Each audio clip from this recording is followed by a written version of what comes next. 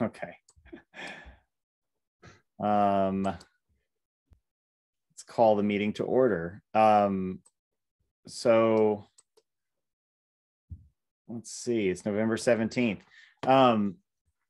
So I realized that there were a couple items that were in the detailed agenda that I sent out that weren't in the agenda summary. Those were oversights.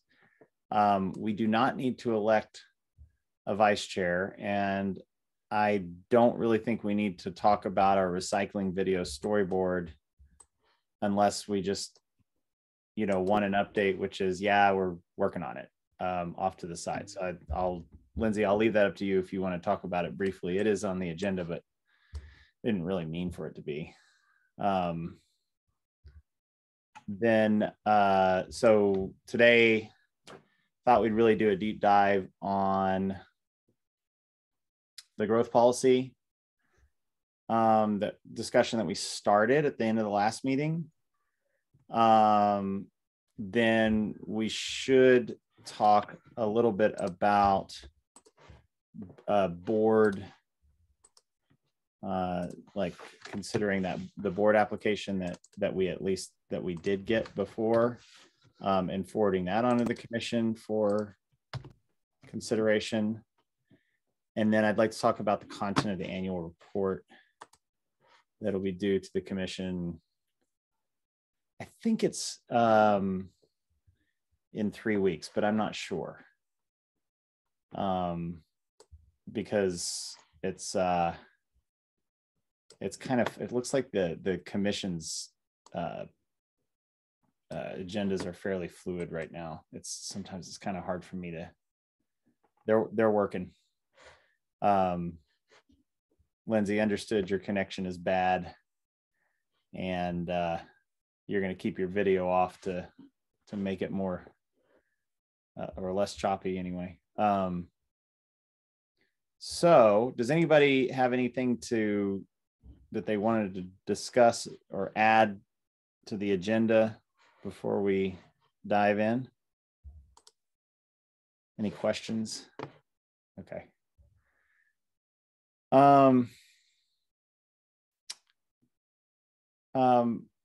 Is it okay if we just go ahead and let's just address the things that are easy first. So actually, maybe we can talk about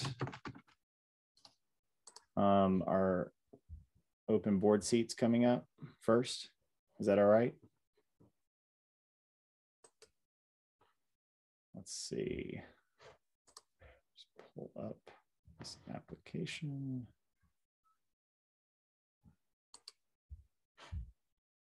I think I have. Have we gotten any more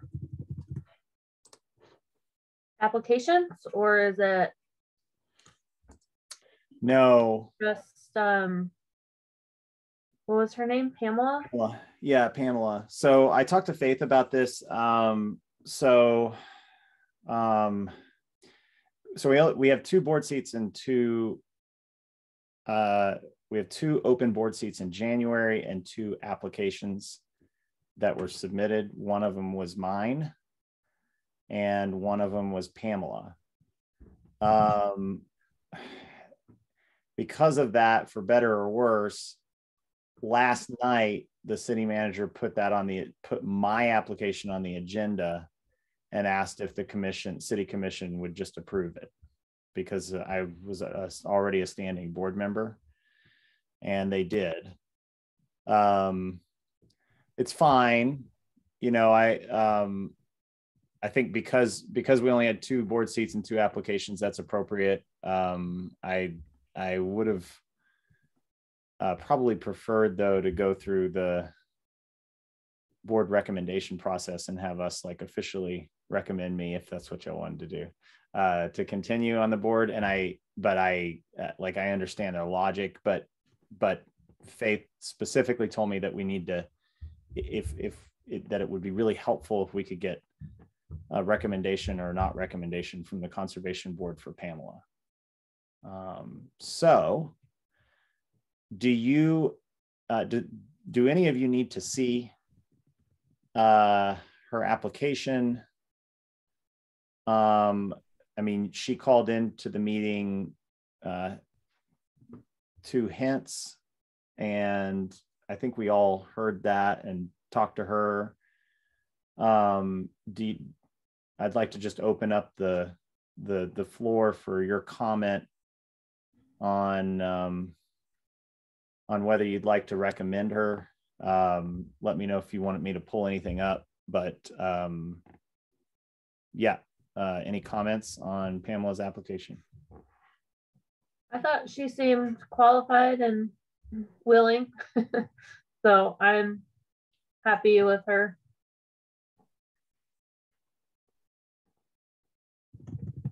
Yeah, I appreciated her background and that she was willing to like speak up and provide input coming in as, you know, part of the public for that meeting. That's great. I agree with all that. Also, where can I get the agenda for this meeting? Unrelated. I'll, it's in the Google Drive folder. It's in the Google Drive, but I'll post. I'll paste a link in the chat for you too. Thank you. So I'm heating up water right now. If there's weird noises in the background, okay. Sorry. There you go. So it all sounds like we're on the same page. So I will motion to recommend Pamela Schaeffer, I think that's her last name, for the Conservation Board. A second. All in Shall we favor? vote? Aye. Aye. Aye. Aye. Okay. I will write a letter to the commission to that effect, saying that we voted our endorsement on appointing Pamela to the board. Well, thank you. Okay, so that's that one. And then I know we have approved meeting minutes on here, but I realized that the way I've been doing the time on them, it says it's all at the same time because I was using the Word thing. So I'm thinking I should fix the minutes before we approve them, unless we just don't care and we'll just. well, if it's something like time, we can vote to approve the minutes given the edits that we're going to do. That's, we just put it in the resolution, right? Oh, okay. If you'd like to do that, it's just a consent. I don't know how any of this works. I don't think I'll ever know how any of this works. I mean, yeah, they're a little messed up. Like the notes are right, but the time is not right. So yeah, well, okay. Let me, do you want me to share these minutes for a second? Has everyone gotten a chance to review them? They're awesome. Oh. I'm serious. Oh yeah. No, I'm serious. You're crushing it on these minutes. Except with the time. I didn't realize that like every time you open that Word document that all those times update. And I'm like, how many of those have I done? So part of me is just like, I'm gonna pretend it didn't happen and we'll just go forward with correct time that I type in, but I can probably fix at least those. Yeah, I mean, I can see that. You know, the times are my opinion, this is just my opinion, that the times on those are useful, but not necessary. So it's up to you. Well, starting on this one, I'm just typing it in so that it cannot update on its own. And I don't think I PDF the last one like right away, so then it didn't capture that. But so let me flash the minutes up so we can just have a. So I've reviewed these. These are the 10-13 ones, right? Yeah. I make a motion to approve the minutes with the times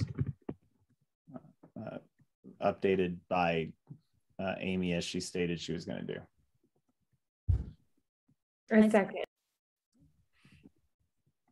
I think Alexis won that one.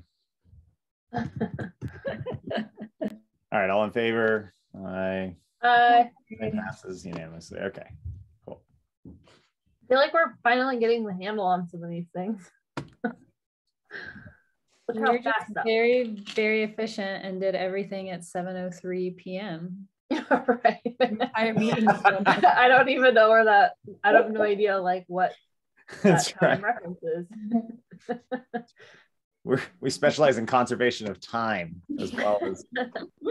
All right. Gosh, I wish that were true. Okay, so I'm looking for input on, because I'm happy to do our agenda in any order we want. I'm looking for input. Y'all want to talk about an annual report and then spend time on the growth policy implementation, or do you want to go to growth policy implementation and then annual report? Well, maybe we should do the annual report since it sounds like it's something that's due. It is due. All right. So I was thinking about this. So the latest from Faith, it'll do it. The annual board committee, or the annual board committee report, will be due by the end of the year. It can be written, or it can be presented to the commission. I think we can just write something. I just wanted to just take a moment, get your input on what you wanted in it. I'll write something up, and then we can review it on our next meeting if we want. So what would you like to include in our report to the commission? And the obvious things are anything that we submitted to them as a final product. Right? Or what, I guess I don't know exactly what's supposed to go on the annual report. I assume it's like what we did. Yeah, there is very little guidance on what the annual report that I've seen anyway, of what the annual report should include. So it's up to us. I'll pull up, to your point, I'll pull up anything that we've submitted to the commission this year. We did an EV, let's see, we did a letter to the commission on the green waste facility. So we did we had a couple of board meetings where we reviewed that. And then we did a letter to the commission about EVs for the city fleet. We did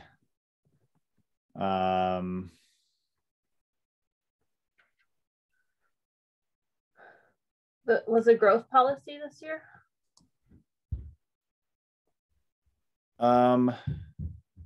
Guess that's not to the city. The growth policy, good question. So the dark sky ordinance stuff, we actually, let's see, did we submit that? I'm sorry, I'm kind of talking out loud here. I'm talking. Looks like that was thinking out loud.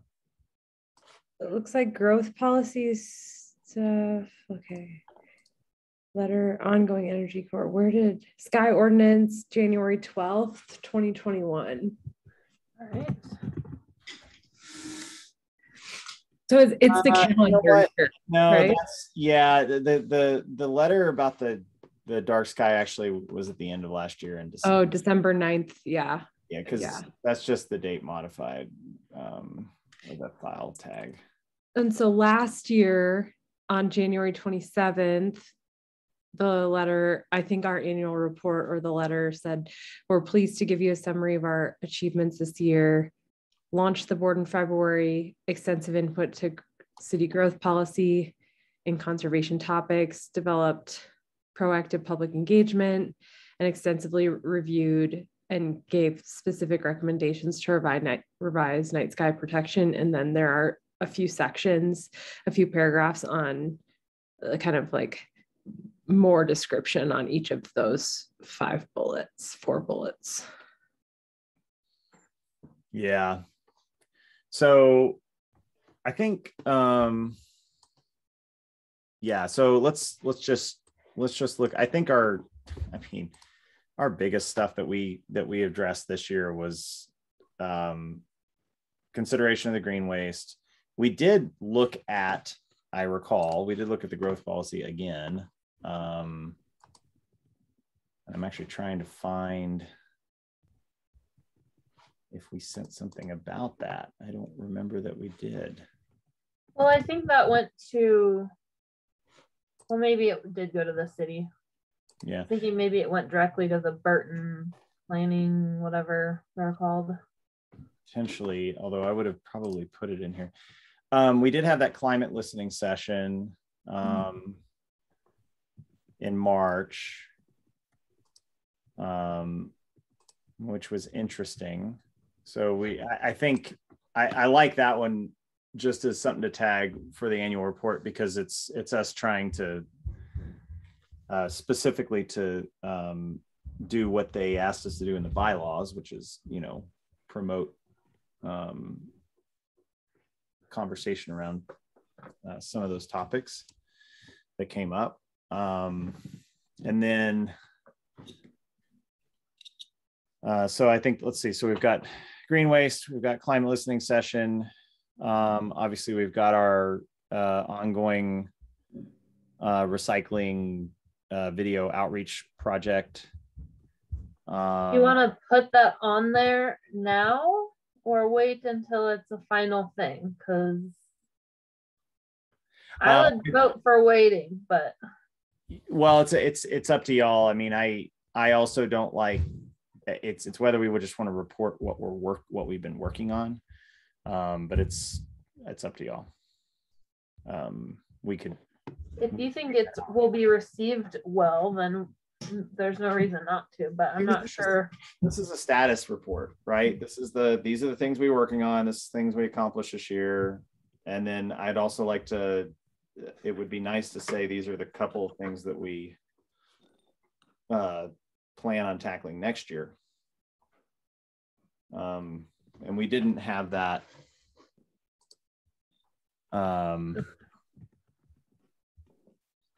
In our last one, did we, Lindsay? You were looking at this just now. Let's see.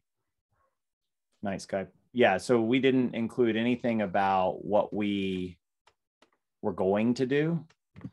Just accomplished. Yeah, I actually think the annual report's probably a pretty good spot to put some stuff in there. Like, this is what we want to do this year. What do you think? Okay, so under that would be recycling. The video, I feel like, is kind of ongoing. Mm-hmm.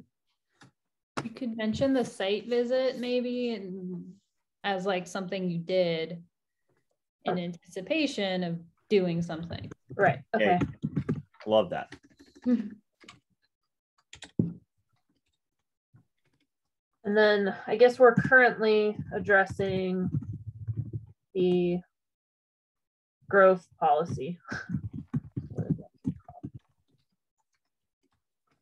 Yeah, actually that I think it's not to bleed too much into our next topic, but the how I kind of characterize what we're doing is we're really trying to come up with conservation board actions that come from the growth policy, and maybe can make it into the strategic plan, which is why I thought it was really important that we go through this meeting, because they're going to have the city strategic plan discussion, including prioritization and budgeting and all that stuff, sometime in the next couple of weeks. I think it's supposed to be for the next one, but I think some agenda items got shoved around a little bit, so I'm not sure. so anyway, my point in saying that is I think what we're doing right now is looking for, we're bridging that between, because the sort of the living document that drives what the city does for a year is the strategic plan. That's like their sort of this is our current focus thing. And that's what the city manager uses to resource appropriately. The growth policy is obviously really just a notion document, even though it's very large and comprehensive and has a ton of public input. It doesn't actually drive any action if it doesn't make it into the strategic plan, or if it doesn't make it into the agenda of the advisory boards or the commission, is my understanding. So anyway, that's what we're doing now. So maybe we revisit this. So let's just sum this up, because I think we might be able to just revisit this in terms of what we're planning on doing at the end of this meeting. What we did this year was we had the green waste facility. We had the climate listening session, climate action listening session.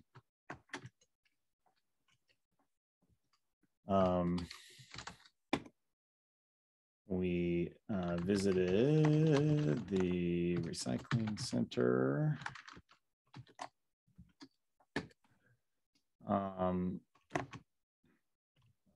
Over here, made recommendations relating to EV adoption by the city. What am I missing? Well, I know we contributed input to the growth policy. I think that was last year and not the year before. I just don't know that it went to the city. Okay, I'll just add that as a line item. Yeah, that was pretty, I mean, not minor, but that was like a pretty big thing that we did. Well, we certainly reviewed it again. We took a meeting doing it. I know that. Okay, and then what else? On my bullet point, I just said address growth policy to create lists of actionable items for the conservation board. And then for plan on addressing in 2022, I said growth policy actionable items. Because that's definitely going to span 2 years.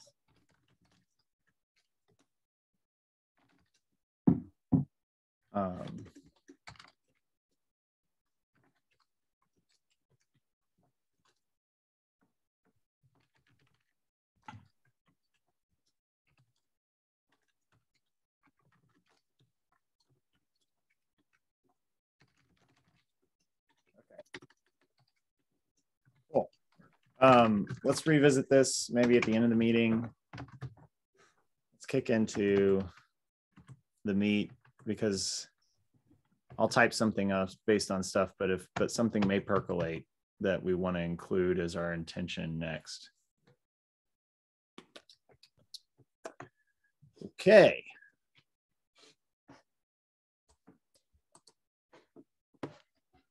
When we last left our heroes, they were looking at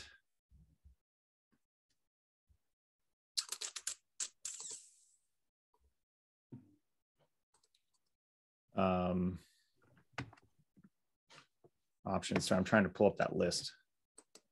It's actually in the meeting minutes because we have such good meeting minutes. They are really good.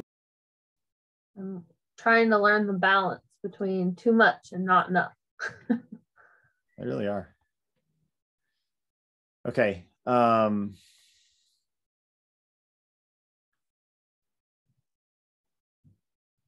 So I really like this approach, by the way, guys. Like, I think we're I think we're doing a pretty great, I value using this.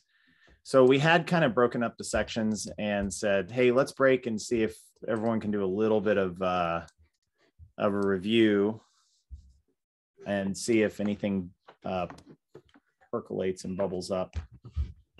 I did some of that in my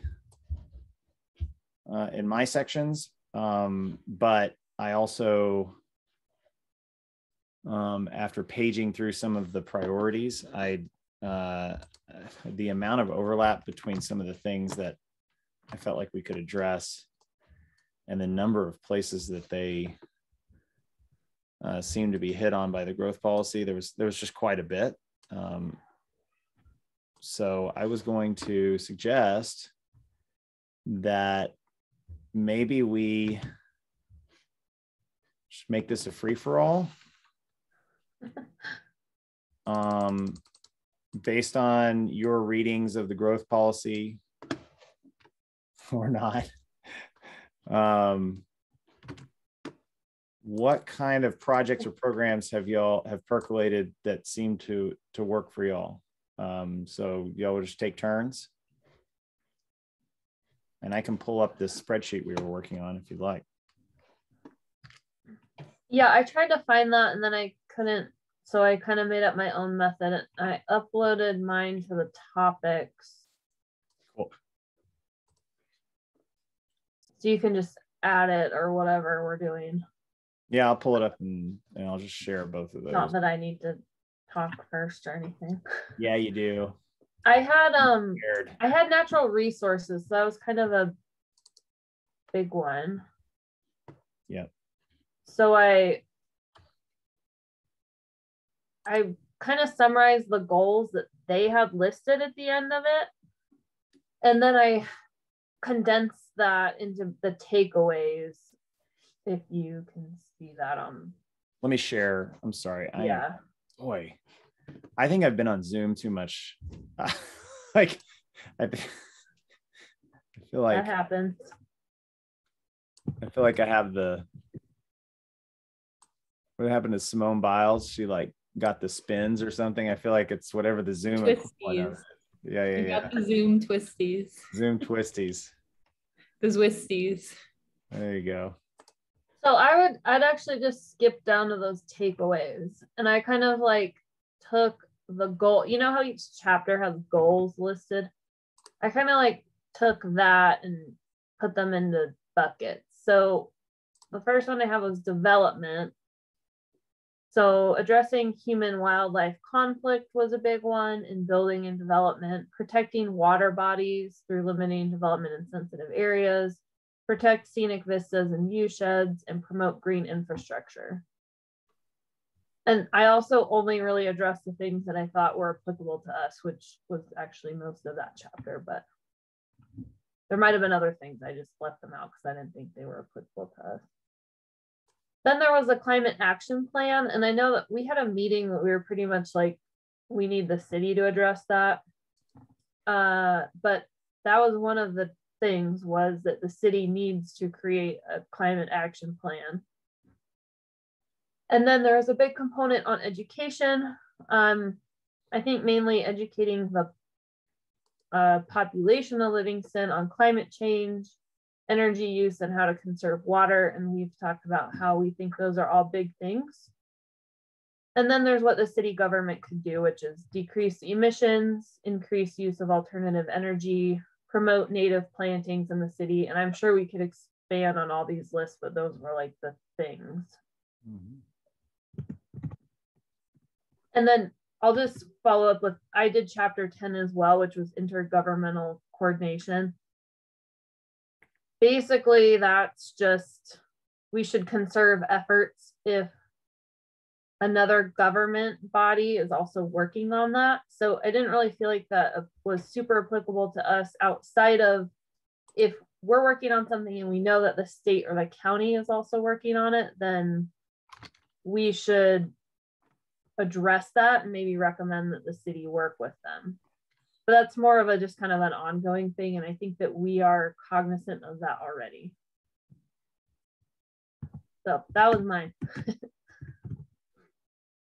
Amy, my my kind of one thought on that last point of yours is that I think that the county isn't really looking at some of this stuff the way that, I mean, they don't have a separate conservation board, you know. So one thing I was considering is as part of this intergovernmental coordination,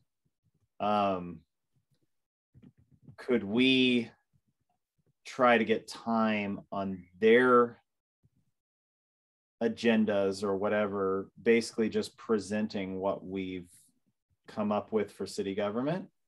So the first one would be, I think once the dark sky, you know, once Matthew actually gets us a draft on Dark Sky Protection Act or Night Sky Protection Act update, I think it would be useful to share that with the county in an official way. Mainly because, you know, I mean, obviously the politics of the county are a little different than the politics of the city, but in some regard, one of the chief outputs, I think, of or benefits of having that Night Sky Protection Act are streetlights and making sure that they're all dark sky compliant.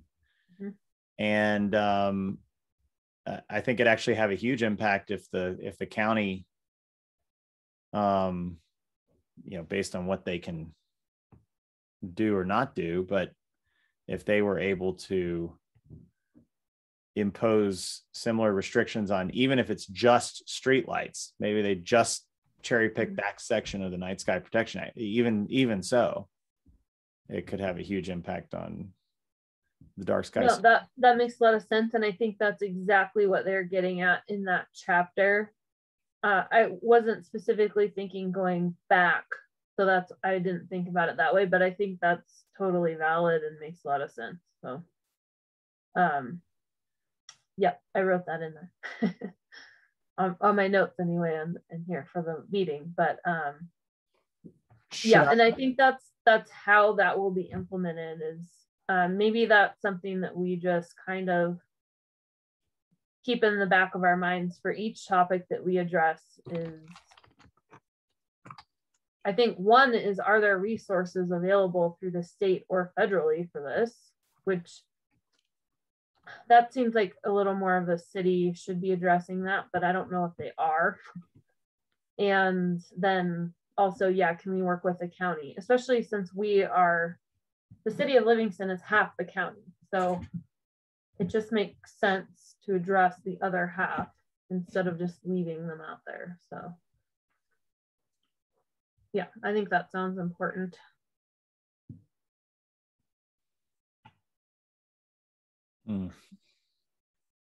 So I couldn't, when I wrote this up, since I couldn't find the spreadsheet, I couldn't remember how you had it laid out. So yeah, it's fine. It was scrolled away where it shouldn't be. It was in the actual minutes and documents folder for the last meeting. And now I'm editing it again in that folder, which makes no sense. I will move it. Well, I will move it somewhere that makes sense. I would say there's no surprises. It's all stuff that we've talked about before. All right, let me share the sheet then, and maybe we'll translate the stuff from your takeaways into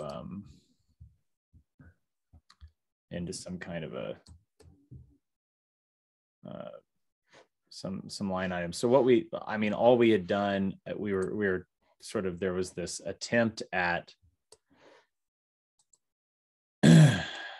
an impact on growth policy stuff. And then, gosh, I'm sorry, guys, this is probably an eye chart for you.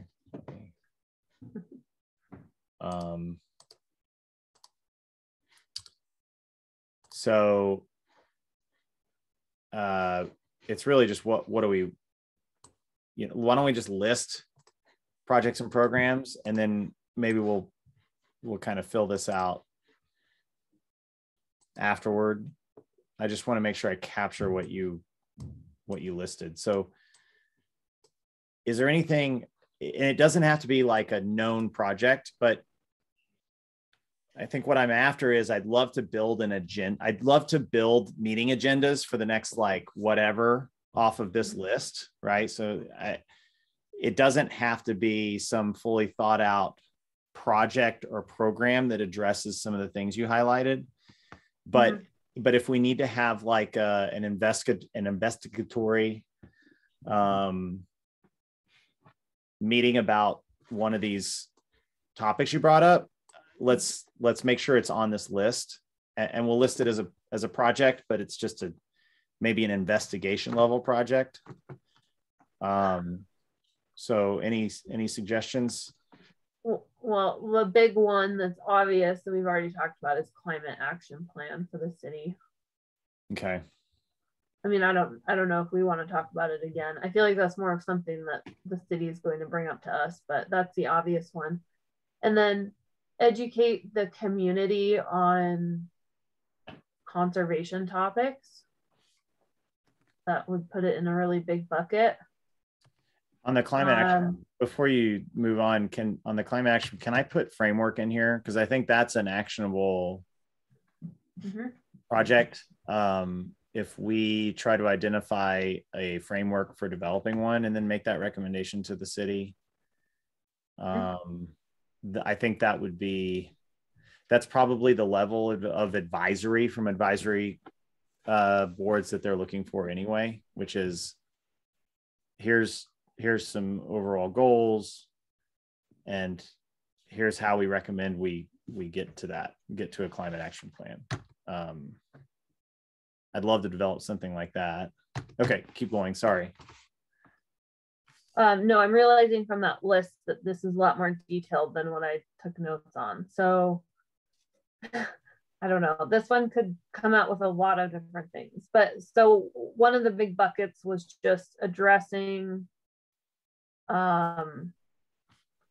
preservation of natural resources in our city development, like scenic vistas and view sheds. And that might fall outside of our purview.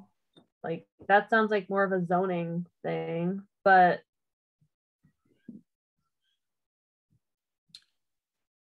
well, does anybody have any ideas under that topic that would be something we'd look at specifically? I would like to see a limitation of building near the river and other water bodies in town. Maybe we already have that, I'm not sure, but I'm not sure what that looks like either, but like. Okay, so let's, okay, yeah. What would that look like? So that's like a watershed protection zoning. Or maybe it should even be watershed and sensitive areas. Like if you think of like the Fleshman Creek area with those big sort of wetlandy areas, what I'm thinking of is already protected, but I don't know what's currently in there to protect that. I think there's federal laws on that, but I haven't done that in a long time. I don't remember. Well, let's just list it, right? So this, because these are, you know, and I say potential deal. But I mean, it'd be very nice to have like a laundry list of thought out things.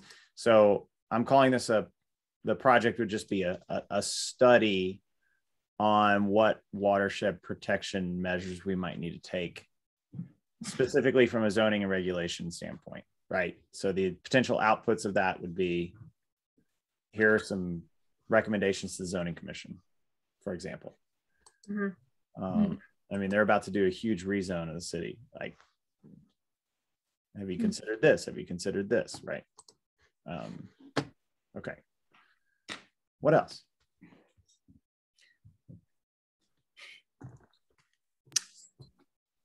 Education. How about the big topic of education? I think we should just list it here because we're already working on it. which is the recycling outreach, public education.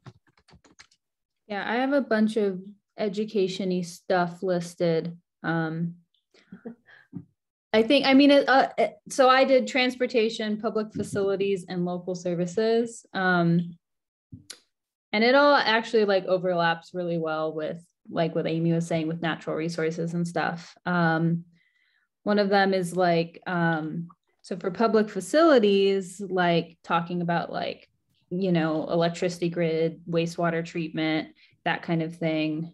So apparently our wastewater pipe systems are currently at 75% capacity.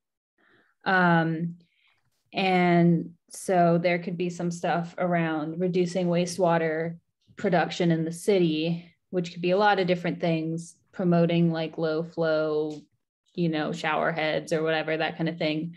Promoting also like stormwater management, green infrastructure, just like your natural resources section. I know like Red Lodge did a rain barrel program where they like helped people like set up rain barrels at their houses, just like all sorts of like runoff stuff. I mean, even like your community gardens, like that's green infrastructure, like just general education about green infrastructure and that kind of thing that could fall under education. Transportation, promotion of alternative commuting types. I mean, you know, biking and walking and that kind of thing, you know, that's pretty standard education stuff. They did mention in transportation. Hey, Alexis, I want to make sure I'm capturing actionable because I like. Yeah, I wrote this all down, but I'm like old school, I guess, I'm a Luddite, and I wrote it on paper. I can all just type it up too. Well, maybe, okay. So my question is from a, because this is all good stuff, but remember, I'm trying to bridge the gap between these ideas of notions of ways that we'd like to kind of impact things to here is a specific agenda item that we're going to add to a meeting this year. Essentially. And it doesn't have to be fully thought out. I'm not saying that, but I'm saying like, how do I capture alternative forms of transportation, for example? Well, I think this is like specifically under your like education idea. So for like wastewater reduction for education, I mean, I don't know the right avenue, but like, you know, yeah. I mean, it took me until my junior year of college to learn what the heck like green infrastructure is. And I was majoring in environmental science, you know, like, I think people don't know what it is, that kind of stuff. So even just like making people aware of what the heck green infrastructure is and like why it's important. And so maybe if they're redoing their yard, they're like, you know what, I'm gonna like plant some things. Yeah. Well, on that note, what I would love to see is the city subsidizing some of this. Like, you know how they did the air filter thing this summer, which was so simple and probably really useful for some people. Something like that it's normally with the energy companies, but you know, if you like put in a low flow toilet, you get $100 rebate. That kind of stuff from the city, I would really like to see. And maybe it doesn't need to be so big so that it doesn't cost so much, but rebate programs or something like that. Or even if that sort of thing works better than just the people are going to get educated through, you know, regular means are going to be interested in it. So we need to get the people that are less interested to motivate them to do it. I mean, even this is like a good example of like, there are probably programs already out there that will incentivize you to replace things, pay you money to replace your toilet or whatever. And maybe the city doesn't even necessarily in all instances need to pony up the cash. Maybe they just need to be out there telling people that, and they're a good avenue through that, because they can reach people in Livingston easier than whatever program that's not in Livingston can. I love this so much, Alexis. I mean, one of the things I'm trying to think of an agenda item that would manage this, and I think the best approach is probably, if financial incentives, or I don't know, program incentives, not financial, but maybe program incentives for conservation, right? When we could have a whole meeting about that fairly soon, where we go ahead and invite Public Works, invite though also a couple of the rebate program administrators. I mean, there are people, so like Northwestern Energy, I had one of their energy rebates or energy audits rather at our house, and they went through and for free, they just install low flow diffusers on all of your faucets. Really simple, right? I mean, and Northwestern Energy isn't even they don't even sell us water. I mean, that's the city. But it was part of that program. And I think connecting that you're right. There are those programs available through Montana DEQ. It would be nice to have maybe somebody in DEQ just come to our meeting and say, here's what's available. Here are the things, thank you very much. And then try to come up with a strategy on what we could do next. And as long as we have the right people in the room, mainly Public Works, I think we could maybe generate an actual program or project to do something. So yeah, and and I think an excellent example of what we're talking about right now is the Solarize program.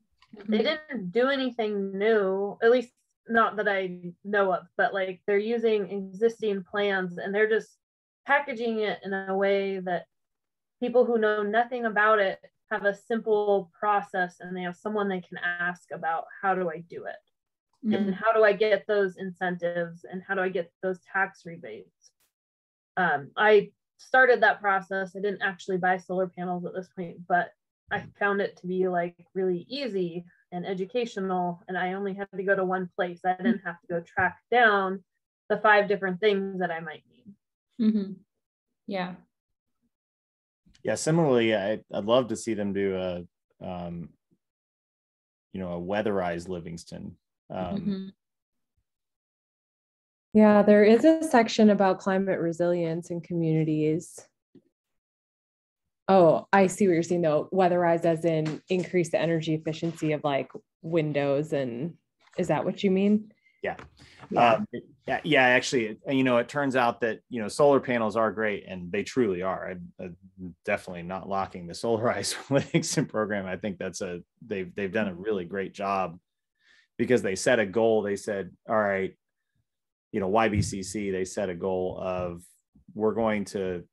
we just want to increase solar coverage in Livingston. How do we do that? And they said, I know, solar panels sell themselves when you look at the numbers, but people aren't looking at the numbers. Let's make it easier for people to get a quote for solar panels. And so they just found, I think they worked with at least 3, maybe 4 solar installers, and they had them come and just do batch quotes. And then I know that I think they enlisted Jim to go around and do initial audits and that sort of thing, just to filter out what potential benefits were before they even got a quote from the solar provider. So for the solar people, it was also advantageous because they could come and do like 10 quotes in a day, instead of having to drive, because they're all in Bozeman, so having to drive over the hill. Anyway, my point is that they didn't really care how. They just decided they really wanted to solarize Livingston. And they found the best, smartest way to do that. It does turn out that though, if you're looking truly about it at like investment, that weatherizing homes, in particular, reducing bulk air exchange, so just plugging holes in homes, is definitely the best bang for the buck in terms of climate impact, specific CO2 emission reduction, than solar panels. It's just a fantastic way of impacting the energy usage in a city. So MSU Extension has a weatherization school in Bozeman. Mm-hmm. So we have local resources on that. I've never talked to anybody over there, but Sam actually used to teach there. oh, So there's an expert, at least retired, but Yeah. but so there should be local resources on that. So maybe that's one that's on the easier end of the spectrum. Yeah. Well, and it's also possible that, especially if we focus on, low income housing and everything, we could ask HRDC or somebody to do a grant program, like do some of the work to get that off the ground. We could enlist local organizations to do that. I know that at least in Bozeman, the Rotary Club had a program where they went through and winterized people's homes, just provided free labor. Anyway, there's a ton to do here. I think we could look at this pretty closely if we just targeted one of our meetings in 2022. Yeah. I actually really like this topic because I feel like it's really tangible to people. Like, it's going to impact how much money they spend. Yeah. And it's relatively easy, kind of depending on what your issues are. But in general, it could come down to like caulk and some insulation and stuff. Yep. And so it's going to be easier and faster to implement and doable for the average person in town. And I wonder if there might be a potential for partnering with like Ace or the local hardware store too, because there is quite a bit in the growth plan about supporting local business as well. So I don't know if I'm just thinking like a big education event, like we talk about it in a meeting, but maybe there's an event and who could all be engaged there. I love that. I also, if we just kind of back up and talk about capacity, I mean, we're a city advisory board. It's hard. It's hard. I mean, look how many things are already on our list, and we'll get to 2 of them in 2022. And I'm like, should we start a nonprofit? LOL. Just kidding. Only if I get health insurance. That's right. Talk to Lindsay about all this the nonprofit space. I mean, she was I know that co-ED of Arrow. But I think the just using our position as a way of sort of maybe putting some things together and doing a program design. I mean, honestly, we could spend 9 meetings on that. But if we were to do it right, we could really, I think, maybe put together something that we were proud of for 2022 or something. So I just wanted to plant that seed as we're going through this list. I think we should move and make sure we have a fairly exhaustive list at the output of this meeting. But I wanted to consider a real focused maybe we spend an entire 6 months working on something, and it's just on the agenda every time. Okay, keep going. This was great. Alexis, I think you were on a roll. Or that was just I mean, education. So yeah, recycling, wastewater reduction. Oh, they did mention specifically in section 9.1.3.5, community education about recycling. So good job, Right. us. Checking in the process of checking that off. I mean, I guess sort of in the vein of partnering with sort of already existing programs, they did mention like safe routes to school. There's like that program that's part of, I think it's Montana Department of Transportation. That's just about like helping kids walk to school, essentially walking or biking to school. So I don't know what Livingston has done around that at all, but that could be something sometime in the future to look for, promoting kids walking and biking. Yeah. Well, I think that's actually a big one that's come up in a few chapters is there's parts of town that aren't overly friendly to people biking. And I think this is something that should be on our purview to, I mean, I could easily bike to the store, but my path to get there isn't great, so I drive. So promoting alternative means of transportation, but also addressing that. I think educating the public's awesome, but sometimes it needs to be addressed at the government level first if we can get that into the like street planning. Like just putting a little bike symbol on the road really doesn't do a lot if you don't have space for the bikes. So what's a concise way to say that?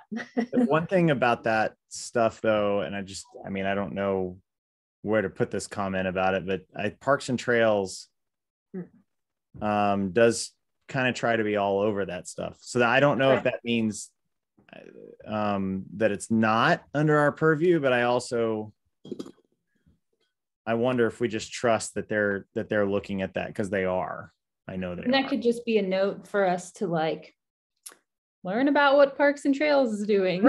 Yeah, I would say because I don't know that much, you know. I love that. I don't know if that's a project or a program, Alexis, but like, one of the things personally that I've had a really hard time with is I don't really know how to keep up to speed on all the things that everybody's doing.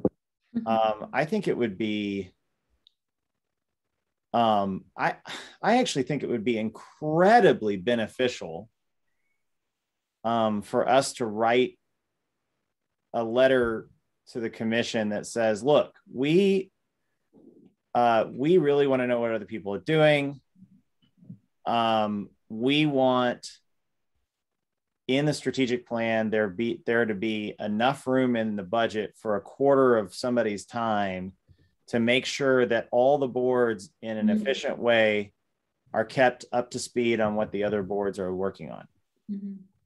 Because the overhead that it takes to understand what's going on in the city right now, I mean, and I'm not complaining. Look, I know who's working on this. It's Faith. That's it. Faith, like right now, the city is very poorly resourced, and Faith is doing her best. But the bottom line is, like, it's really hard to stay up to speed, I think, and that this is just my opinion on what other people are working on. So that's not a potential project or program, but it is something that I think that kind of feedback could be really helpful. Or if any of you feel like going to a commission meeting and just making a public comment about something like that, especially during the strategic planning thing, just I think the commission kind of needs to know that. Is there supposed to be, I know other boards have city commissioners who are like supposed to be like their liaison, essentially. Yep. Who in theory we could tell them to be like, hey, what's going on the zoning commission, city commissioner who presumably keeps up with that. Yep. So I don't know how it's working for other boards, but Right, like where's our liaison? exactly, like where, and I know there's the statutory voting changes boards are the ones that they've prioritized. So like the zoning, not even the zoning commission, I guess the planning board has somebody, Parks and Trails has somebody, has a commissioner. Mm-hmm. But one of the things I've noticed is that, do you think again, the world's most boring podcast. I mean, what commissioner truly is going to listen to the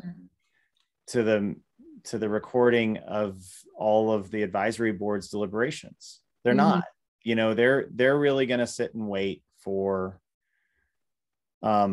things. So, one thing I will say is that, so my point in bringing that up is that I think that even the city commissioners would benefit from some kind of bulletized, summarized meeting minutes that come out of every advisory board, every meeting, every month. Right now they have the annual report. So, an action I'll take is I'll submit our annual report, and I'll make sure I gather the annual reports from other boards and submit them to y'all, at least, so that y'all are in the know.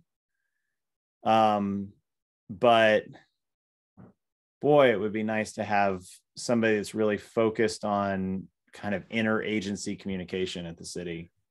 Well, could we target this ourselves and just email the city or I don't know, figure out what boards we think. This could be hard for zoning, but for Parks and Trails, it seems like we could just send them an email and say, hey, what are you guys working on? We're concerned about this. Is this something you're targeting? Or is that too much work because it's, I don't know, all the boards? Well, it's just might be less sustainable if we're not changing the system where we're actually increasing capacity for that at the city level. And what we get back from other boards by doing individual asks is going to be less than if it was, a standardized process. I think like Michael is kind of suggest, that's not to say we couldn't do some outreach on our own in the meantime, but and there is some in implementation, it's kind of everything, right? It's how are we going to implement all of the steps, including that intergovernmental coordination is goal 10. And then it's just over what frames of years. And so there are some specific objectives about coordination within the city and county, or with the city with the county, and then among city departments, but it really doesn't, the only thing it says about the public, which I think of the boards as the public, it just says communicate and collaborate with residents and public stakeholders as needed. So it seems like there was some priority in writing the growth policy for the city to collaborate with the county, but not really beyond that. Yeah, there's very history, kind of history is made by the people that show up sort of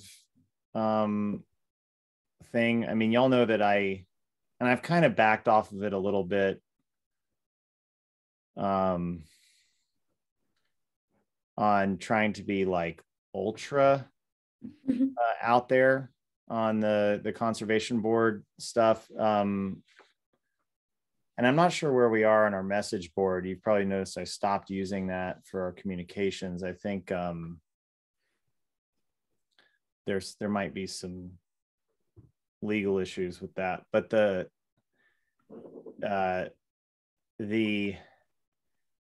right now, the people that seem like we're all quite busy. Bless you, by the way. I'm so grateful for y'all. I'm serious. I'm very grateful. we're all busy, and keeping up to speed on this stuff means poring over, meeting minutes and things like that, kind of extensively, and being pretty activist about it. And it just doesn't feel like that's how it should be. And again, this is a publicly recorded meeting, and we are public advisory boards. And so this isn't criticism. I'm make that clear to the posterity, but the point is that it would be nice as an extension of those goals in the growth policy to identify ways that the communication process can continue to improve at the city. Just to get off the topic, then, should I put in here something where we have some kind of ongoing conversation about this? What do y'all think?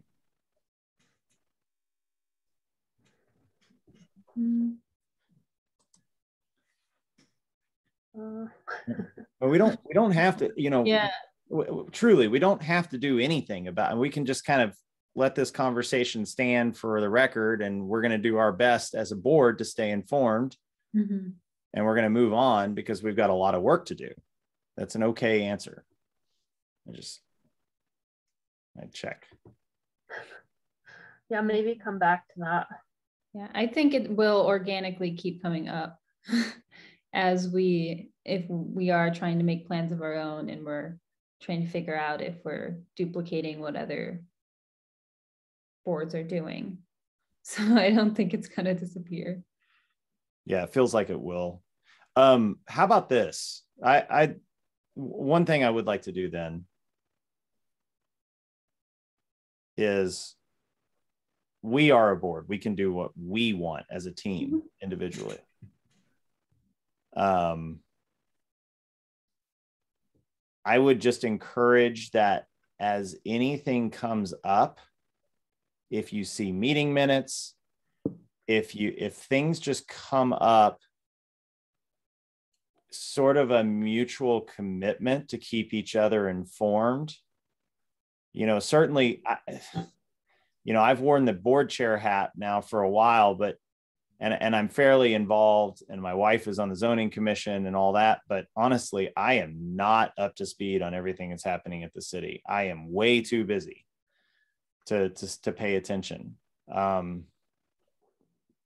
So if you see ways to stay up to speed that come up, I would encourage sharing those.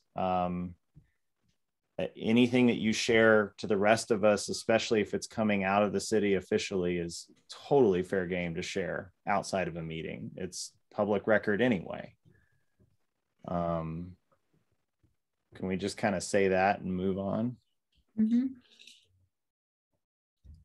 Sounds good. Okay. Before we completely move on, as y'all were talking, I was trying to find specific strategies or objectives in the implementation that would kind of support that column B stuff. So I don't know if it's possible to share or save the chat and then maybe insert some of this stuff for later, but we don't necessarily have to. It's nothing new that we didn't talk about. I was just trying to reinforce.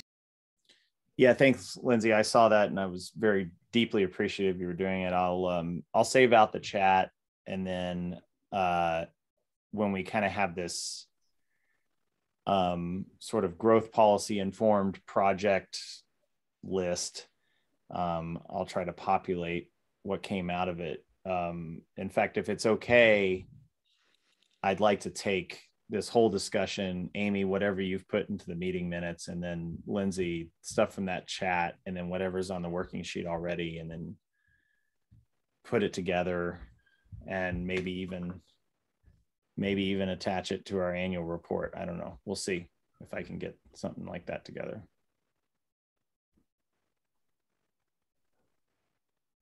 Anything? So can we, what other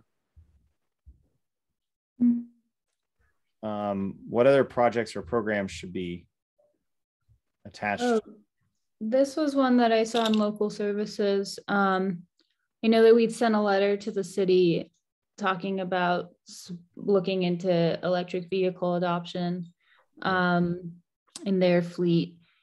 Is there, I don't know at all, but is there a like, I'm sure there's like purchasing stipulations or like renovation, upgrading stuff. Is there, if they have a written policy, is there consideration for energy efficiency, renewable energy in that? Like, I know this isn't the city, but like the fairgrounds was just upgraded. They got a new HVAC system. Like when they were bidding that out or whatever, was there discussion on, you know, insulation or whatever, that kind of stuff. So I don't know how the city does it, but it could be a good thing if to ask Matt or somebody about. Sorry, Shannon. Matt is county. Yeah, no, as Shannon. I mean, I think what I've captured here, Alexis, and I love that suggestion, is that, and we've talked through this in a couple of our meetings in the past, is this city efficiency / sort of renewable procurement standards. Mm-hmm. I mean, some possible outcomes from that could be sort of a known question list that has to get answered every time a request for budget appropriation happens for a certain project. Mm-hmm. Another expression of that could be that while the statutory building codes are set at the state level for Montana, I don't think there's anything keeping the commission from saying all. Yeah, I mean, they could say, yeah, they'd probably be insane to do so, but they could say all city buildings have to be LEED certified. I mean, they could literally say you must meet whatever building standards we want you to, because we're going to own the building. It's a city purchase run building. So I think there's a couple of interesting avenues for that. Well, I mean, we could get ahead of the state and adopt the latest, you know, high efficiency building standards from the International Building Code, IBC, but whatever there's a sub document that's all about energy efficiency. That could be a really useful conversation.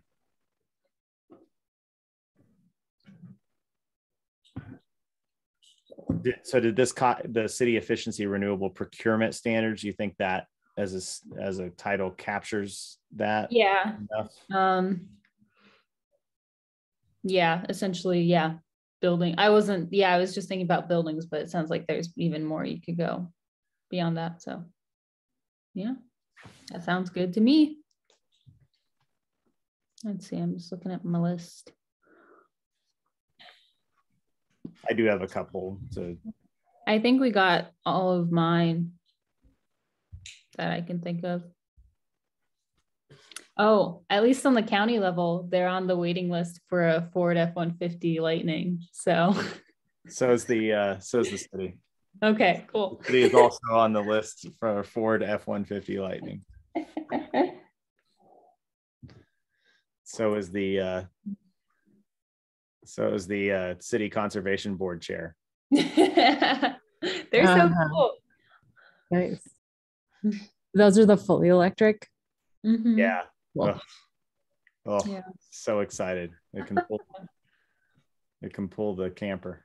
Yeah, at home we have a 1998 Ford F-150. So maybe when that thing finally dies, I can convince my dad to get an electric one.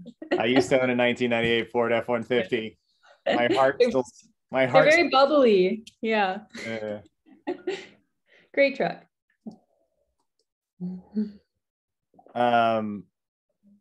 Okay, I have a couple.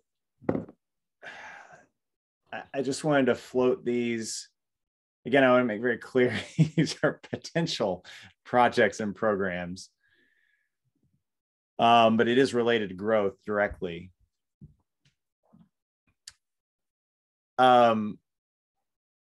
So building permit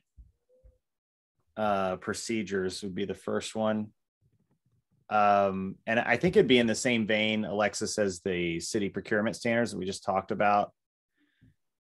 I think it could be really fruitful to look at in the building permit process at the city. Are there ways that we can meaningfully impact the either the incentives or even the attention that's given to energy efficiency and renewables? So it would be nice, sort of actually inspired by sort of the Solarize Austin. Geez Louise, I'm about to bring up what they did in Austin, so that's why my brain got ahead of me. Solarize Livingston, kind of inspired by that. Just by asking the question, they were able to get a lot of people to install solar.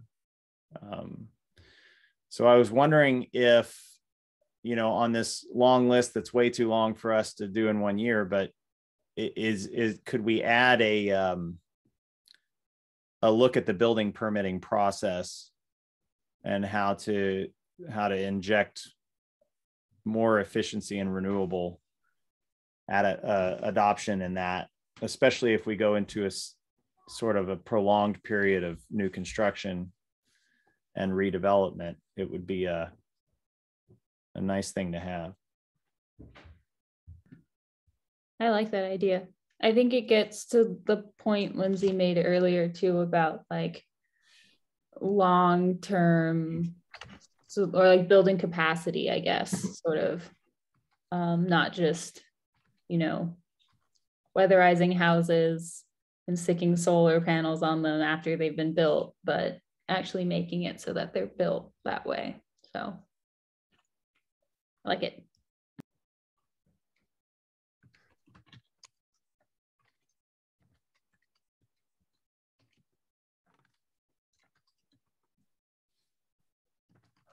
Okay.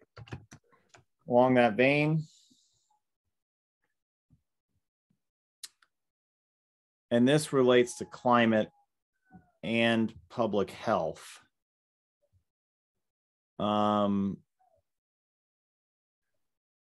This is just I do not know the answer to this. I feel like I should. Do you have to run natural gas to a new neighborhood?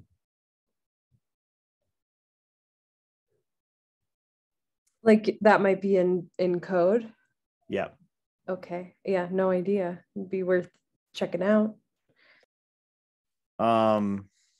So this would be a little bit more, I think this is it's a little bit more of a potentially hot button issue, but it's the idea of discouraging natural gas deployment in new development. Yeah. I mean, I know what you're getting at there. Well, guess we're just making a list of topics. I see a lot of issues with that currently. And I'm sure you know what those issues are. So like natural gas is really cheap. And then here our electricity, I don't know off the top of my head, but I'm sure a lot of it comes from coal-fired gas plants, or not gas plants, that's not say, but electric. Well, but for like long term, I get what you're saying, and then there's health issues. Well, I think okay, so that one actually I can speak to. I think the value proposition on discouraging natural gas deployment is actually it's fairly easy to argue on, because you look at the widespread availability of high efficiency heat pumps has really changed the options that people have to heat their homes now. That's one thing. That's one development, so to speak. But the public health impacts of not having gas-fired stuff, as much as everyone loves a burner on their stove, right? I mean, truly, like that's really what this comes down to, is people, I think it would be, but the idea of it being a base level utility that has to be planned for and deployed, whether you want to use it or not, in a neighborhood at cost to the public, is something that there's a pretty good argument against it. I've been looking at all of the different things in the growth policy related to resilience and public health and a bunch of other stuff. I mean, even I also see, as the conservation board, I see the word conservation as conservation of capital and cash as well, like running an efficient government, and doing good by the tax dollars that are under our purview, whatever that means. I mean, like, reduction in deployment of utilities is one of the number one things you can do to reduce the ongoing costs to a government agency moving forward. So anyway, that's kind of the thing. I think we could look at whether this. I'm not saying you should take it off. I probably shouldn't have opened that can of worms. Apparently, we should have a meeting about it. I mean, no. But the problem is, Amy, I mean, we are at least making a list, right? Like, if this comes up, I doubt that, honestly, that this is going to something that we'll address next year. But it is definitely something, if we're looking at expression of policies or programs from the growth policy, I mean, if this is a list that makes it, say, in the city commission's hands, and they look at that and they say, what is that? Tell us more about that. I mean, that may be something that percolates up as a priority. So, I mean, anyway. I think you're just right. That one's just going to be like contentious. And I'm not even saying that I'm feeling contentious about it. I can just see like the red flags popping up. But that doesn't mean we shouldn't address it and that it shouldn't be addressed. So well, I'm a skeptic. So leave it on there. So I appreciate skepticism about that kind of thing. Yeah, I'm good at that. Truly. Okay. All right. Anybody have any other opinions? Okay, so I had a couple of more, and then we should just move on.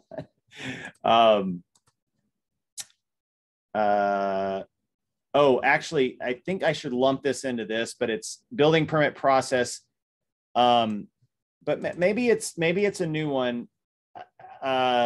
Any new buildings should have wiring for EV chargers.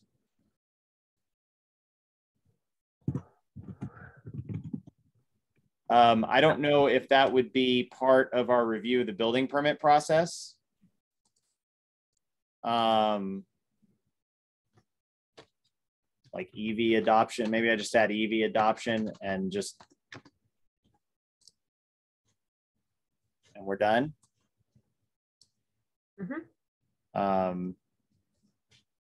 Even asking the question, is there a charger in the garage? Is there sufficient outlet in the garage for EV charging? Might prompt some builders to go, oh, right, yeah, we'll do that.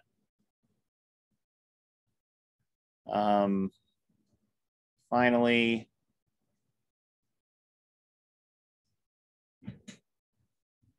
one more.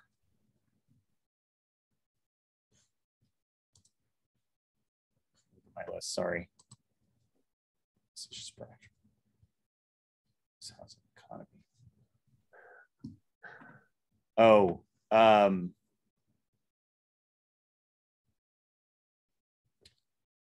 this one's totally out from left field.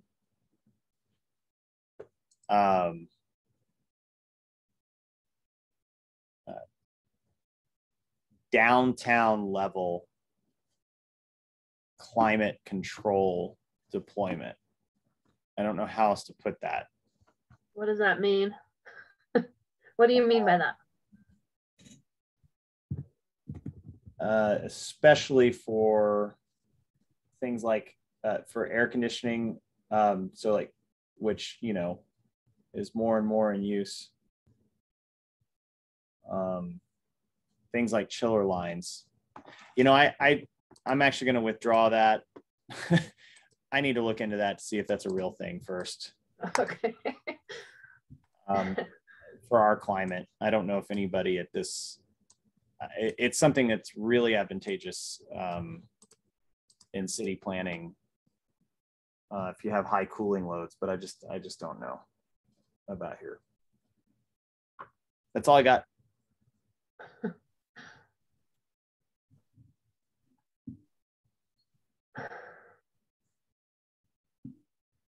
It's quite a list. Right. Well, Yeah, Lindsay, did you have more? Because I feel like well, like I was saying, my section encompassed the whole plan and just the steps of implementation. So it took it from objectives to actually strategies. So that's where I tried to pull strategies to support the kinds of suggestions y'all were making. So that it was kind of my contribution. Yeah. But there's tons of overlap, tons of opportunity. Michael, do you feel like this list accomplished what you'd hoped in terms of building agendas from this? I mean, I can definitely tell you that the list that we have, whether complete or not, will keep us busy for as long as we choose to be on this board together. Yeah. But that doesn't mean, I think I'd like to know, Lindsay, specifically if there's anything. I mean, I'm really open to just any way of slicing this. Like, is the, you know, a project or a program or yeah, I'll even broaden it to just agenda item that you think would move the needle and respond to what the public wants out of the growth policy. Anything.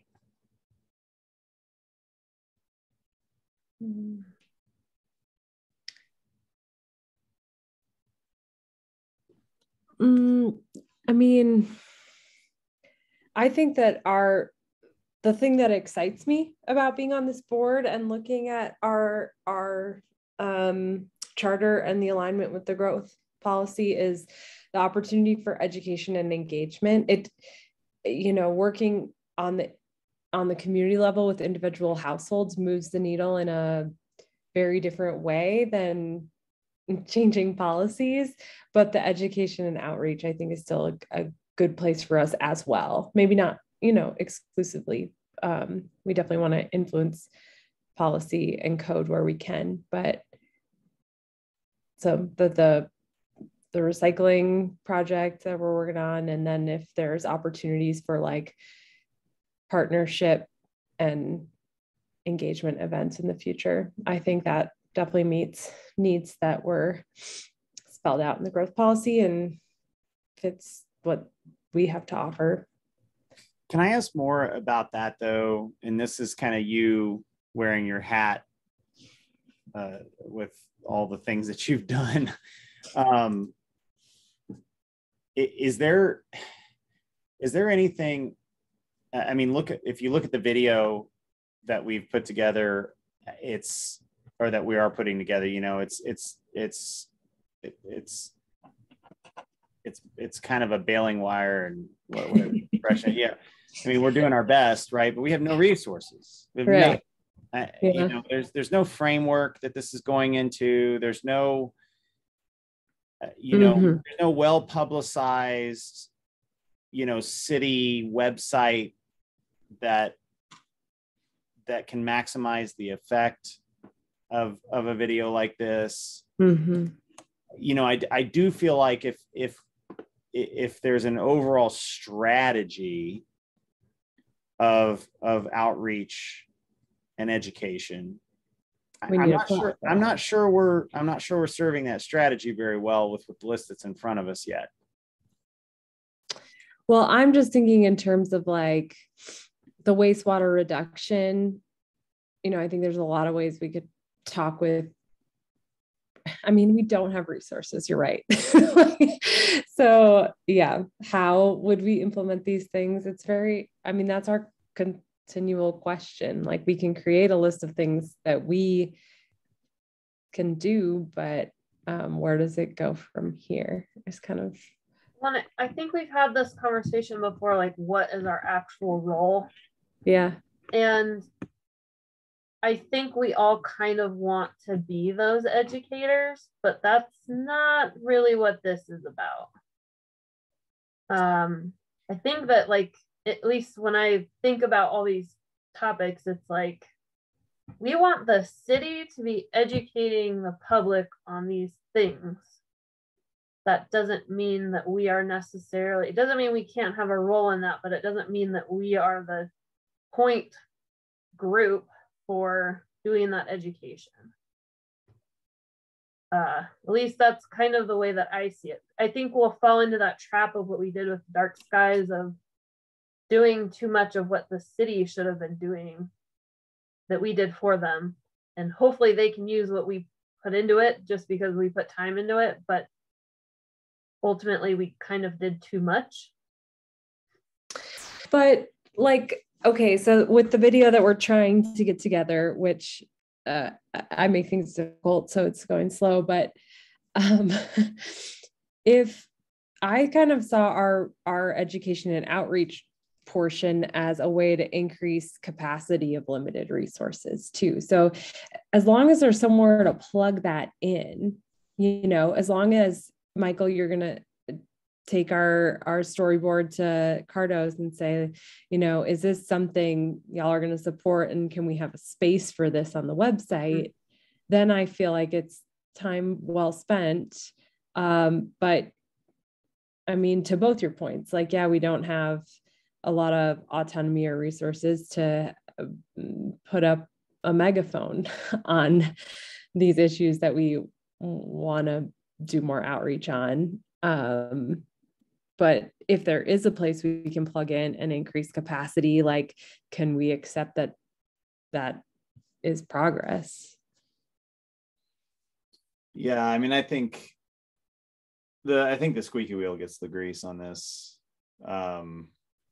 My biggest gripe is, boy, it would be nice to have help with storyboarding, video production, and some stuff like that. Like, that's, to me, we could probably keep the education thing fed, both with our sort of volunteer passion, as well as our sort of focus on each of these topics at a time, like the recycling, then wastewater reduction. I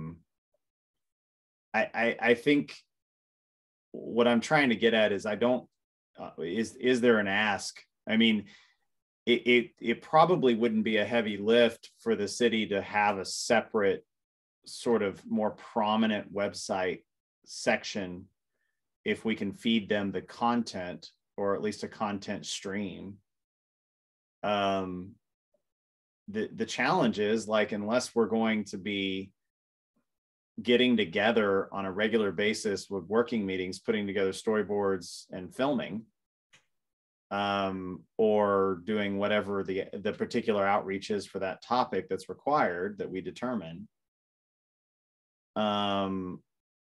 it's just going to take a ton of time. Yeah. And I think what I'm wondering is there a project or program that we can recommend, whether it's a grant application or something that helps to manage that aspect of the work that needs to get done in order to move those across the finish line. And does money resource us with volunteer time, or do you mean to resource city? I mean, it would probably be to resource the city, but it would be like, they're not going to do it if we don't ask. Right. Yeah. I think that's what I'm trying to get at, is like even the premise that this is something that the city should be doing, I think is probably a heavy lift for them. They're a pretty low resource entity. Like if we want them to have this capacity and develop this capacity, then we kind of need to squeak that wheel. But it's got to be an actionable request.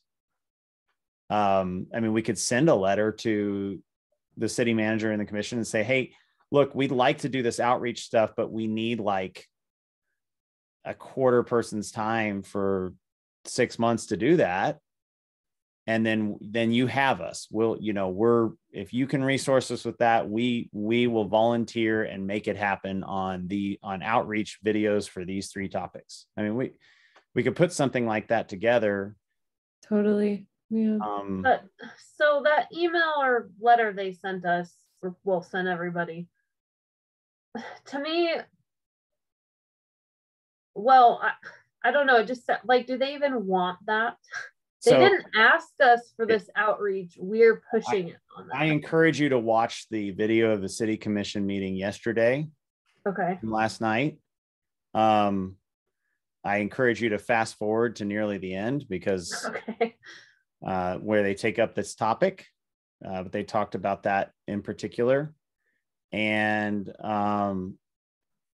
Chair Hoagland came up. I mean, she specifically was addressing what you're, I think, bringing up, Amy, which there was a little bit of a conflict between what's in the bylaws. In her case, she was bringing up parks and trails, which had to do with outreach in their bylaws. And so do ours. Our bylaws as a conservation board specifically requests for us to do outreach. Okay. On public education. But that memo that came out seemed to shut that down and discourage those kinds of communications. And so they sort of pointed out the sort of difficulty there. So they're aware of the issue. Okay, I just want to make sure that if we put a lot of time into something, that it's going to be at least received in a way that it will be used. I mean, I know that you guys spent a lot of time already on this video, and it's like, well, if they're just like, no, we didn't want that, throw it out or whatever, it's like, well, that sucks. So part of it is, I just think we need to make sure that what we're doing is ultimately useful to the city, which may not necessarily be what we all 100% want to work on. But I don't know what the answer is, because I feel like they don't communicate with us what they want. Like, I think that's kind of how this should maybe go, is that they say, work on this topic, or what do you think about this? Like with the composting thing, like they came to us with something, we gave our opinion. And I kind of wonder if that's what they want more than us being proactive on our own. And I don't see a problem with being proactive on our own, as long as we're not just wasting a bunch of time. Because we could be taking these to nonprofits in the city and maybe getting more traction on some of it. Or something. I don't know. Well, I think it's hard because it's not like we're like the zoning commission or stuff where there's like a lot of stuff coming from the city organically. So like, if we aren't pushing, I just don't think we are gonna get stuff. I mean, we got the green waste thing, but other than that, like maybe once a year. What would we be doing right now? Yeah, exactly. So yeah, it's hard. Like, it does feel like kind of what we're doing is we're like coming up with ideas, fleshing them out enough to know that they're like ideas, bringing them to the city, seeing if the city's like good or like bad, and then starting up, then doing it again. Like, it's kind of like you're keep presenting stuff to them until they decide which one they want, which, more direction maybe on what they want, an overarching, strategy would be nice. I think there's also so yeah, I agree with everything y'all are saying. We are kind of in a, I mean, here we have our monthly meeting, right? But there doesn't seem to be any pressure from anybody to even come up with agenda topics, much less, hey, we need a decision on this, or we need you to specifically look at this thing, right? And so that's like, it's like the proverbial enough rope to hang ourselves with kind of thing, right? I mean, we are free to do whatever we want, but sometimes that is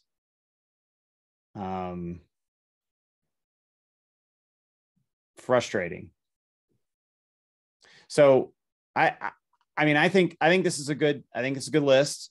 I would like to, because we are, guys, we're like over on time, actually. I apologize. We should have, this isn't a working meeting. We actually, I'd like to make a motion that we continue the meeting for another 10 minutes. Anybody? I second the motion. All in favor? Sounds good. Okay. Thank you, guys. I'm sorry. I should have done that 20 minutes ago. But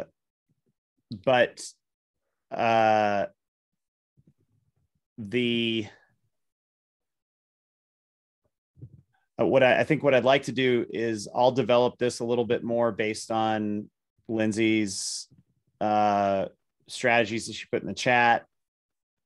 Kind of flush this out, all the justification. I might even like re-listen to this whole recording and try to make a really well thought out list, and then include that as part of our output to the commission for next month.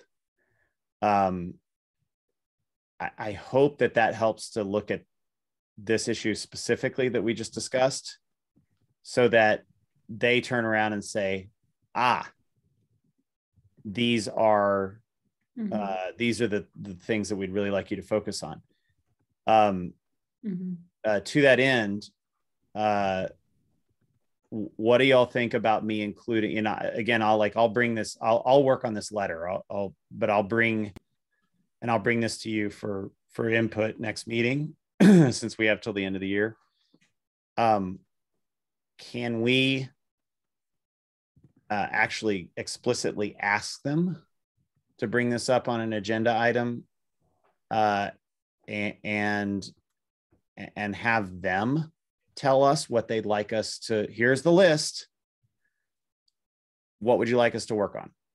I think that's that sounds like a really smart way to go about it, so that we don't go down the wrong rabbit hole. Okay. And I'll include that in the letter then. I think it is being a squeaky wheel. It's saying, notice us, we're here to help, but we're advisory. You got to direct us. Yep. Yeah. Okay. Yeah, I feel like I would feel better about it if we were getting more direction.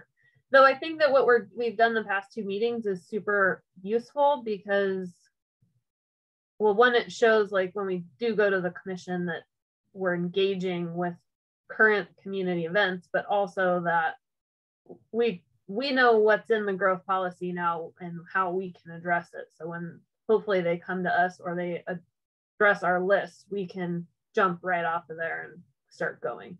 We don't need to like read the whole thing again and do all of that. So I think this has been really helpful. It's just, what do we do now? Mm-hmm. To hear you articulate it that way, Amy, I think I agree. And I think maybe in order to make sure it's really paid attention to, I may try to make this a separate letter. What do you think about that? So that we could explicitly say, here's what we did. Here is a list of potential projects and programs. Some of them are self-evident. Some of them might need a brief synopsis, something, but then choose your own adventure. As an explicit request. I think that makes sense because they might not actually read those annual reports too much.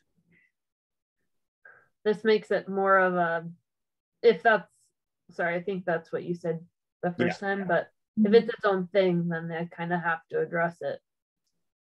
I think maybe not. As a consummate over communicator, I realize that I have to, my usual way of doing things is writing an email that's about 5 times longer than anybody would read. And I feel like this has now entered that territory.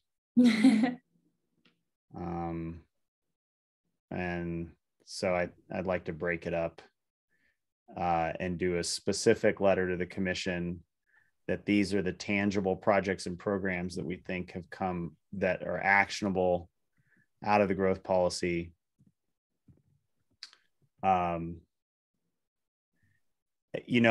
In fact, now that we've come to that point, I actually think that letter could be really relevant for their strategic plan update. So I will look at if there's like what that schedule looks like. Would y'all be willing to jump on? I mean, I'll have to do it with at least 3 days notice, but would y'all be willing to jump onto try so hard to make it short call if we can get into an off-cycle meeting just to approve just that letter? With this list and explanations. Yeah. That sounds good. Just to send it their way before they have that strategic discussion. It might actually be a real slam dunk. When's the discussion happening? I don't know. My initial understanding. See, I thought that they were going to talk though yesterday about some stuff that they didn't get to or that weren't in the agenda. So I truly just don't know. I know that. Let me take a look.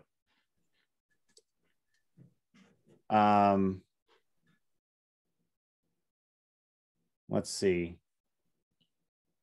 Oh, okay. Never mind. They had a work session on the 15th. So that was Monday. Then their next work session is on the 30th to discuss the strategic plan. Their meeting on the 15th was basically a duplicate of at the city level of what we just discussed on the conservation board level.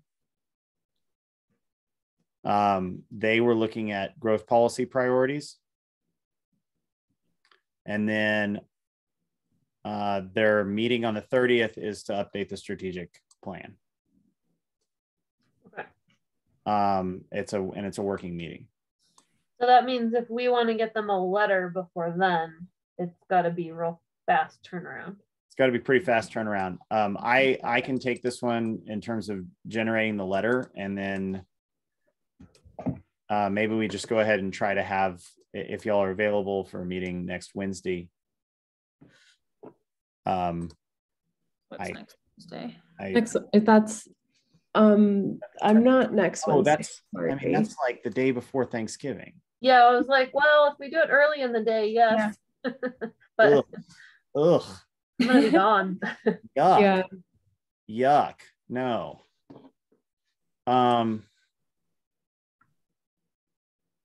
Whoa. Wow. I don't know, guys. This is a challenge. That would be a challenging schedule to get that letter to them by then. Well, that's understandable. So.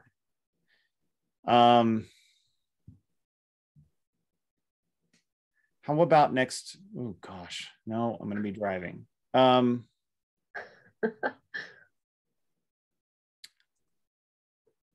How about Monday, the 29th? Yeah. I'm open. Yeah, that'll work. If they're having their meeting on the 30th, does that mess with anything if we just, or is it just like, we're just basically notifying them and then it's like on their minds for the 30th? And if it's not like. Yeah, I mean, that would be the hope that, because I don't know what time on the 30th they're having it. And we need to wrap this up because I really don't want to extend this meeting anymore. Mm-hmm. I'll send you, I'll tell you what, let me look at this and I'll send you an email in the next 10 minutes or so. Okay. With the details that I can put together. And then I will tentatively put a meeting together for the 29th so that we can hold the calendar. Is 5:30 okay?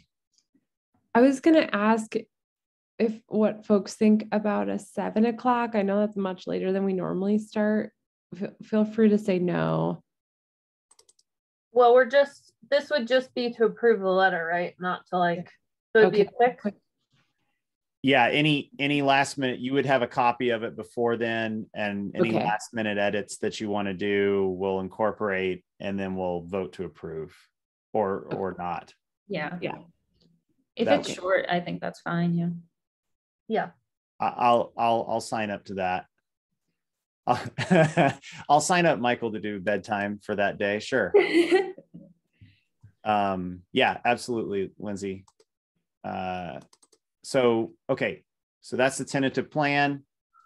I will go ahead and make, like, I'll book that and notice it so that we just have it on the calendar. And then if we need to cancel it, we can just cancel it. If we don't move the letter across the finish line, no big deal. We'll catch them on the next cycle, kind of thing. Okay. Yeah. Awesome. Cool. Yeah. Thank you. I don't know how y'all feel, but I have really enjoyed this meeting. I appreciate it. I thought you were going to say that you're really ready to be done with this meeting. Well, you know, I wouldn't put too fine a point on it, but I do make a motion to adjourn the meeting. I second that. Yeah. All in favor? All in favor? Aye. All right. Meeting's Thanks, adjourned. y'all. Okay.